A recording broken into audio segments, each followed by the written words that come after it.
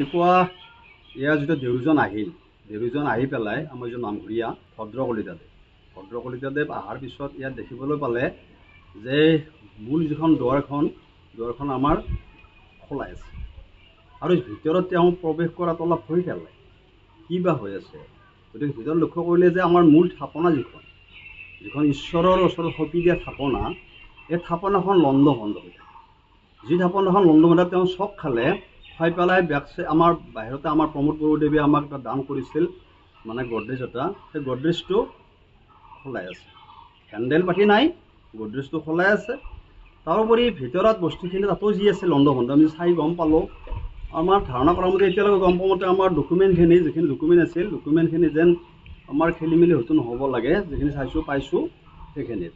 কিন্তু তাৰপিছত কথাটো হ'ল তেওঁ এতিয়া মূলত আমাৰ ভিতৰত লণ্ড ভণ্ড যেতিয়া আমি পিছত চাৰ্চ কৰিলোঁ, চালোঁ, মন্দিৰত আমি গা নোধোৱাকৈ নোসোমাওঁ, যে চালোঁ বা দেউৰীও চালে আমাৰ ভদ্ৰ কলিতাদেৱে, আমাৰ গাঁও প্ৰধান নিজে লগত আছে, গাঁও প্ৰধান নাৰায়ণ কলিতা, আৰু আমাৰ সভাপতি আহিল, চববিলাক আমি লগ লাগিলোঁ।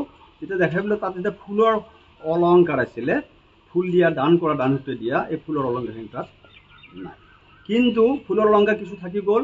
আমাৰ গামোচাত পিন কৰাই আছিল, গামোচাখন থাপনাৰ ওপৰত থকা গামোচাখন যে টানি আনি বাহিৰত দুলে দিলে, তেওঁলোকে ভাবা নাই যে পিন আপটো কৰাই থাকিব বুলি গামোচাখনত।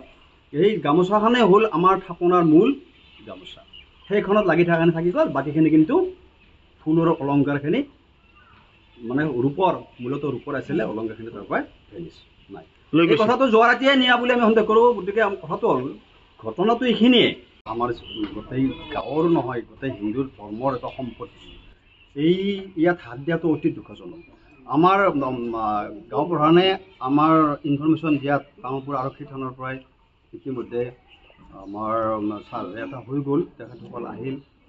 এই ছাৰ্ভেটোত আমি তেখেতসকলক আমি টানি অনুৰোধ জনাইছোঁ যে উচিত তদন্ত হ'ব লাগে, অপৰাধ ধৰা কৰিব লাগে। আমাৰ এইটোৱে প্ৰথম নহয়, আমাৰ গাঁৱতহে মন্দিৰ এইটো প্ৰথম। বাকী আমি শুনি থাকোঁ, কচুবাৰীত হৈছে, আজি 6-7 মাহ আগত আমাৰ কালাগুছি বৰনামঘৰত হৈছে।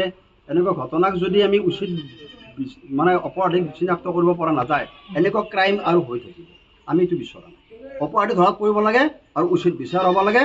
আৰু এই কথাটো আমি আমাৰ ফালৰ পৰা, আমি ৰাইজৰ ফালৰ পৰা, আমাৰ মাননীয় আমাৰ সভাপতিদেৱ আছে, আমাৰ সম্পাদক প্ৰধান আছে, আমি গোটেইবিলাক গাঁৱৰ মুৰব্বীখিনি ইয়াত লগ লাগিছোঁ, উচিত তদন্ত হ'ব লাগে।